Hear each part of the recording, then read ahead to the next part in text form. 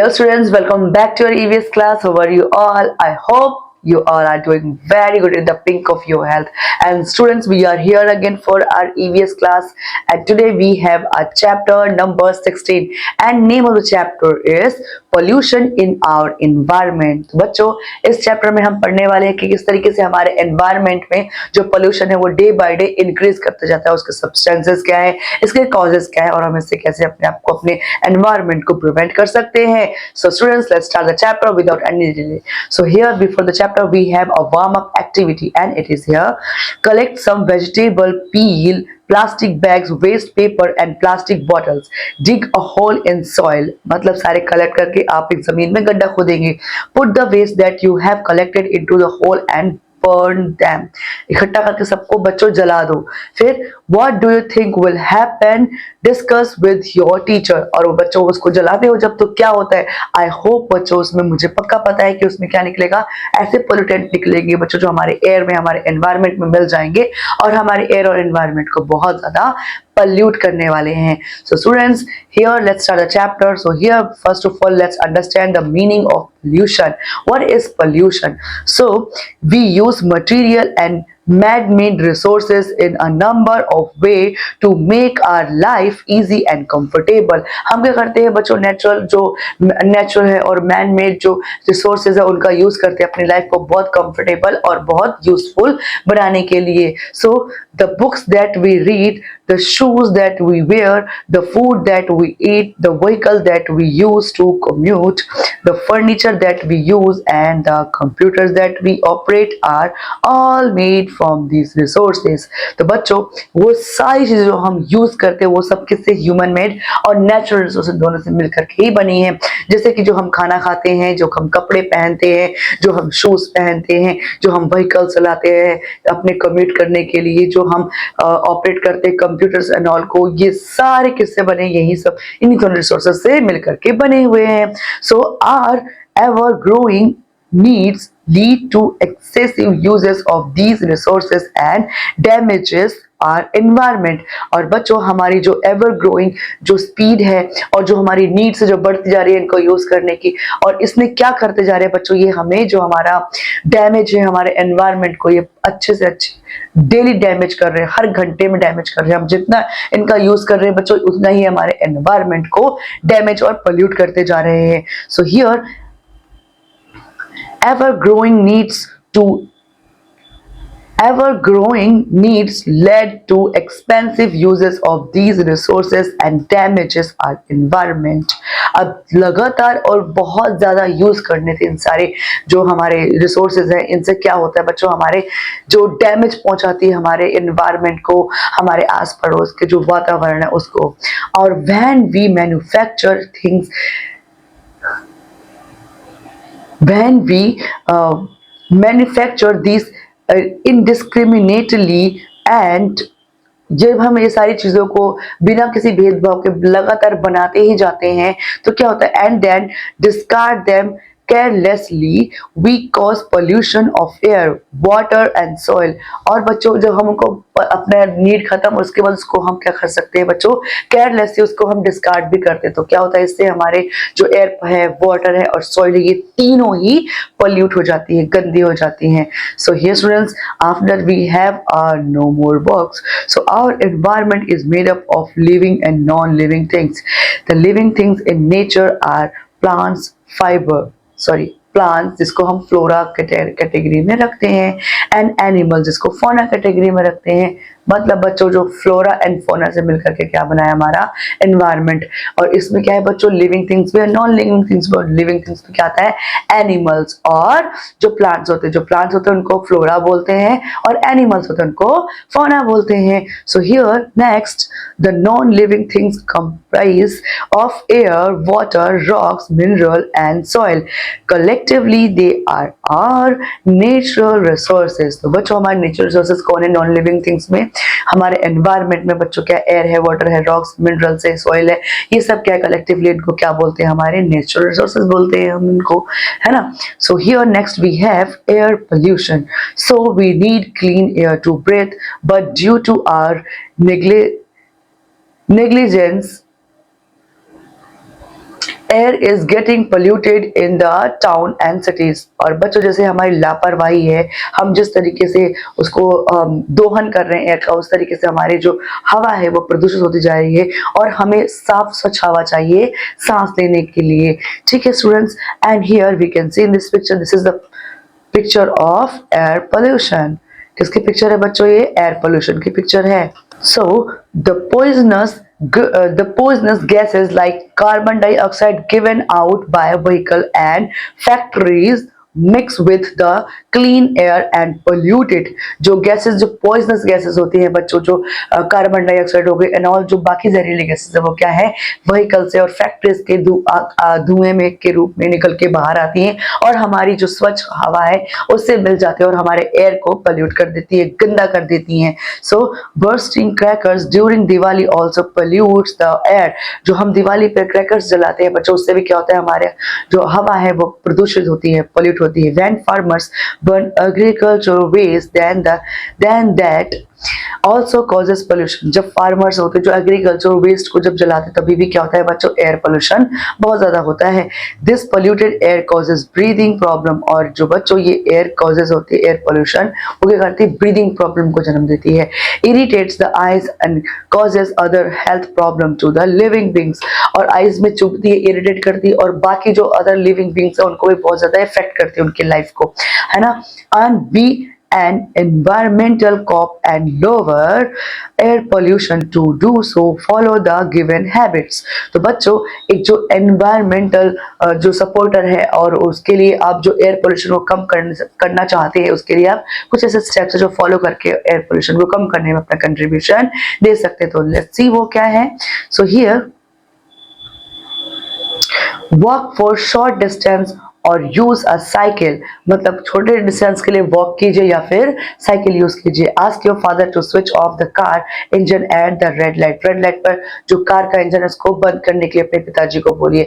Now encourage your parent and relative to use public transport. Public transport use करने के लिए अपने parents और रिलेटिव्स को इनकरेज कीजिए। Now use a carpool to go to school. Carpool use कीजिए school जाने के लिए। प्लांट मोर, ज्यादा से ज्यादा पेड़ पौधे लगाइए। सो स्टूडेंट यहाँ पर आप देख सकते हो किस तरीके से बहुत सारे प्लांटिंग कर रहे हैं प्लांट्स की। और यहाँ पर बहुत सारे जब हम प्लांट्स लगाते हैं तो हमारा एयर पोल्यूशन जो है वो कम होता है। And here water pollution next. So 3/4 of our earth surface is covered with water but most of it is salty। हमारा जो 3/4 है जो अर्थ का स्पेस है बच्चों, वाटर से कवर है, लेकिन उसमें जो क्या है बट जो बहुत सारा पानी है वो क्या है बच्चों? सॉल्टी, जिसको हम drinking water as a drinking water use नहीं कर सकते हैं। So only 3% of fresh water which is fit for use. अब ओनली 3% ऑफ वाटर ही क्या है जो हमारे लिए फिट है यूज करने के लिए, ड्रिंकिंग के लिए भी। So human beings have polluted even this small amount of water available to us. और जो ह्यूमन बींग्स है बच्चों, उन्होंने क्या किया? छोटे अमाउंट में जो वाटर अवेलेबल है उसको भी दूषित कर दिया, पोल्यूट कर दिया है। So let us find out how we have polluted the water. चलो देखते हैं किस तरीके से हमने पानी को पोल्यूट किया है। So here in this picture we can see this is the picture of water pollution। तो मतलब बच्चों आप देख सकते हैं किस तरीके से हमने यहाँ पर नदियों में, वाटर बॉडीज में भर भर के कचरा फेंकना शुरू कर दिया है। हम यहाँ पर सब जगह के जो है कचरा जो है फेंक करके उनके पानी को दूषित कर देते हैं और यहाँ पर जो रहने वाले जीव जंतु वो भी मर जाते हैं। एंड ये बच्चों फैक्ट्रीज एंड ऑल से निकला हुआ कचरा है जो कि हम यहाँ पर मिला देते हैं वाटर बॉडीज में, वाटर पोल्यूशन हो जाता है। So here after that dirty water from our homes, shops and factories is released into the drains। जो मेन वाटर बॉडीज है, नहरें हैं और उन सब में नदियां हैं, उन सब में हम घर का वेस्ट, ऑफिस का वेस्ट और फैक्ट्रीज का वेस्ट, सबका वेस्ट निकाल करके कहाँ ड्रेन कर देते हैं बच्चों? हम डैम जो वाटर बॉडीज उसमें हम रिलीज कर देते हैं। So this water contains soap, detergent, chemicals etcetera. और वाटर में सोप और डिटर्जेंट होता है, केमिकल्स होते हैं। Drains release this dirty water into reverse and pollute it. मतलब बच्चों जो है कैनाल्स में जाता है पानी और जो वाटर बॉडीज में जाता है इन पाइप्स के द्वारा बच्चों को क्या होता है? पोल्यूटेड होता है। उसके अंदर क्या होता है? डिटर्जेंट होता है, सोप होता है और बहुत सारे केमिकल्स होते हैं जो पानी को दूषित करते हैं। So farmer use fertilizer to grow their crops. Fertilizer use करते हैं अपनी क्रॉप को अच्छे से ग्रो करने के लिए। सो fertilizers get wasted sorry, fertilizer get washed away by rain and flows into water bodies like river, ponds, etc.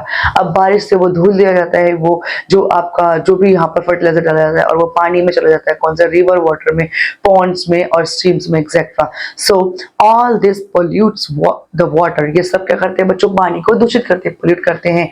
Many harmful germs grow in polluted water and cause diseases like jaundice, diarrhoea and typhoid. मतलब बच्चों ये सारे पानी में मिलकर के सारी चीजें क्या करते हैं, वाटर पोल्यूशन करते हैं. इसमें बहुत सारी बीमारियां होती है, ऐसे कि जॉन्डिस हो जाता है, डायरिया हो जाता है, टाइफाइड हो जाता है एक्सेट्रा बच्चों. सो chemical polluting So chemicals polluting our water also kills aquatic animals and plants. जो हमारा chemical pollution है वो क्या ओनली पानी को pollute नहीं करना है, जो वहाँ पर aquatic animals जो पानी में रहते हैं उनको भी क्या कर रहा है, बहुत नष्ट करते जा रहा है. They are also dying and plants too. So we can save water by following these simple tips. हम कुछ ये simple tips इनको follow करके water pollution को बचा सकते हैं, water को save कर सकते हैं. So here ensure that these are no dripping tap in your homes. So dripping tap मतलब पानी टपकता हुआ टैप से बिल्कुल अच्छा, हमेशा टैप को अच्छे से बंद करो. अगर ऐसा कुछ है तो प्लम्बर को बुला करके उसको ठीक कराओ. So do not leave the tap open while brushing your teeth. दांत साफ करते हुए कभी भी अपने जो टैब है उसको ओपन नहीं छोड़ना है. Use water from a bucket to take bath. नहाने के लिए बाल्टी का यूज कीजिए. Wash your car with a bucket of water and not with a house pipe. House pipe sorry hose pipe से बिल्कुल भी अपनी कार को नहीं धोना है. आपने बकेट और बाल्टी का यूज करके अपनी कार को धोना है, एक बाल्टी पानी से. Now reuse kitchen water for watering the plants. और किचन में जो वाटर है उसको रीयूज करो दोबारा से, जो आपके प्लांट्स है उसको पानी देने के लिए. हैंड हियर इस तरीके से बच्चे यहाँ पर जो ब्रश करते वक्त जो टैप उसको ओपन नहीं करना है. So here we have no more box. So big building such as your school have large roof tops from which rainwater can be piped into an underground tank so that the water can be used later. This is called rainwater harvesting. मतलब बच्चों से जो बड़ी बड़ी buildings उसमें क्या है, जो अपने जैसे स्कूल हो गया, लार्ज रूफ टॉप होते हैं उनके स्कूल्स एंड ऑल में, वहाँ पर क्या है जो रेन वाटर है बहुत ज्यादा इकट्ठा होता है, उसको पाइप के द्वारा जो अंडरग्राउंड टैंक बने होते हैं वहां पर स्टोर कर लिया जाता है और बच्चों उसको बाद में यूज किया जाता है. किसके लिए, जो रेन वाटर हार्वेस्ट और बाद में उसको क्या बोलते हैं बच्चों, उसको रेन वाटर हार्वेस्टिंग बोलते हैं. So students, after we have soil pollution. So when harmful wastage are mixed with soil, it adversely affects the fertility of the soil and causes soil pollution. मतलब बच्चों जो हार्मफुल वेस्ट है, mixer है, जो मिट्टी में मिल जाता है, ये एडवर्सली अफेक्ट करता है फर्टिलिटी को. मिट्टी की जो फर्टिलिटी है सॉइल की उसको क्या करता है, वो अफेक्ट करता है और इसमें क्या है पोल्यूशन, सॉइल पोल्यूशन को कॉज करता है. मतलब उसमें जो हार्मफुल सब्सटेंसेस मिट्टी में मिल जाते हैं और सॉइल पोल्यूशन होता है. So anything that is left over and not use it thrown as wastage. These wastes can be from our homes, factories and agriculture fields. So बच्चों जो वेस्ट होता है, जो हम फेंक देते हैं मिट्टी में, सारे वेस्ट क्या हो सकते हैं, हमारे एग्रीकल्चर भी हो सकते हैं, फैक्ट्री से निकला वेस्ट हो सकते हैं वेस्ट, और होम से निकले वेस्ट भी हो सकते हैं. इनको क्या करते हैं हम, जैसे एज इट इज फेंक देते हैं हमारे यहाँ, वो नो लॉन्गर फॉर यूज, इसलिए उसको हम बच्चों ऐसे ही जमीन पर फेंक देते हैं और उससे क्या होता है बच्चों, मिट्टी में मिलते हैं और मिट्टी की फर्टिलिटी खराब होती है. जब मिट्टी के नीचे दब जाते हैं तो भी वो उनकी मिट्टी की गुणवत्ता को कम करते हैं. तो ये सब क्या है, सॉइल पोल्यूशन करते हैं. सो हियर आप देख सकते हैं बच्चों किस तरीके से यहाँ पर सॉइल पोल्यूशन हो रहा है, क्योंकि सारे गार्बेज ऐसे इकट्ठा हो गया कि जो मिट्टी है वो दिख ही नहीं रही है. So now biodegradable and non-biodegradable waste. अब biodegradable और non-biodegradable waste क्या होते हैं? So here what happens to the newspaper that comes to your house every day, the glass mug, plate and cup that break, the fruit and vegetable peel, the poly bags and old plastic bags. और बच्चों इसमें से आपको बताना है कौन सा degradable है, बायोडिग्रेडेबल है, कौन से नहीं है. तो इनमें और भी है, जैसे old toothbrushes, empty toothpaste, tubes and shampoo bottles, old clothes and shoes no longer in use। बच्चों इनमें से आपको बताना है कौन कौन से बायोडिग्रेडेबल है और कौन से नॉन बायोडिग्रेडेबल है। सो न्यूज़पेपर एंड कम ये तो बच्चों क्या है बायोडिग्रेडेबल है, ये नहीं है बायोडिग्रेडेबल, क्योंकि बच्चों उनको जो ज़मीन है वो उनको रस्ट नहीं कर सकती है। And fruit and vegetable peel क्या ये है बायोडिग्रेडेबल। एंड पॉली बैग्स ये भी बायोडिग्रेडेबल नहीं है।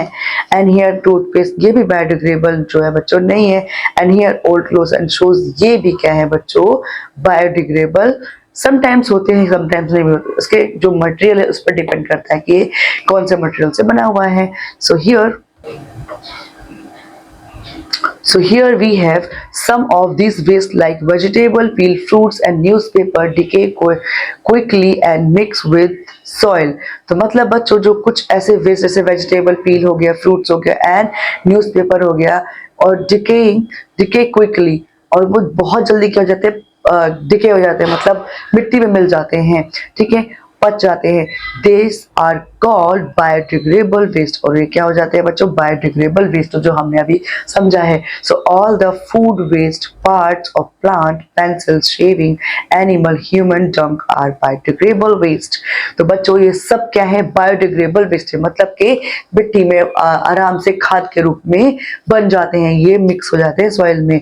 And however some waste do not rot, और कुछ ऐसे मटेरियल है जो कि सड़ते नहीं, मिट्टी में नहीं मिलते हैं, जिनको क्या बोलते हैं, they are called non biodegradable waste, उनको नॉन बायोडिग्रेडेबल वेस्ट बोलते हैं। So here plastic metal and gas plastic metal and glass are some non biodegradable waste. ये सब क्या होते हैं बच्चों नॉन बायोडिग्रेडेबल वेस्ट होते हैं, क्योंकि बच्चों जो प्लास्टिक है, मटेरियल है, मेटल है, ग्लास है, ये सब क्या है मिट्टी के अंदर रस्ट होकर या फिर मिट्टी के अंदर जो है डिके होकर के नहीं मिलते हैं। So here after that biodegradable waste can be recycled as manure. So बच्चों जो बायोडिग्रेडेबल वेस्ट है उसको मैन्योर के जैसे भी हम लोग रिसाइकल कर सकते हैं। So this waste collect in compost pits, और इनको कलेक्ट करते हैं कहाँ पर कंपोस्ट पिट्स में। So waste decay within 45 to 90 days from the manure. Manure से 45 से लेकर 90 डिग्री में क्या हो जाते हैं बच्चों डिके हो जाते हैं। So manure is added to soil, plants grow well in this soil. So इसको क्या बच्चों कहते हैं मिट्टी में मिला देते हैं इस मैन्योर को, और इससे क्या होता है जो प्लांट्स है उनकी ग्रोथ अच्छी होती है, ये क्या खाद का काम करते हैं बच्चों। So here next we have non biodegradable waste can also be recycle, और जो नॉन बायोडिग्रेडेबल वेस्ट है उसको भी रिसाइकल कर सकते हैं। कैसे?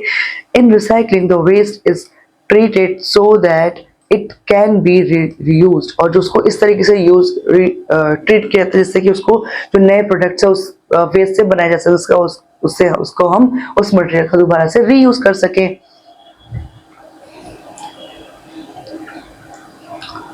So, for example, newspaper are recycled to make newspaper, new paper। जो न्यूज़पेपर है बच्चों उसको रिसाइकल करके न्यू पेपर बनाया जाता है।